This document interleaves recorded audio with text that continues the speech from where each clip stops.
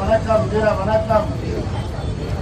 தந்தை பெரியாருக்கு வீர வணக்கம் வீர வணக்கம் வீர வணக்கம் வீர வணக்கம் வீர வணக்கம் வீர வணக்கம்.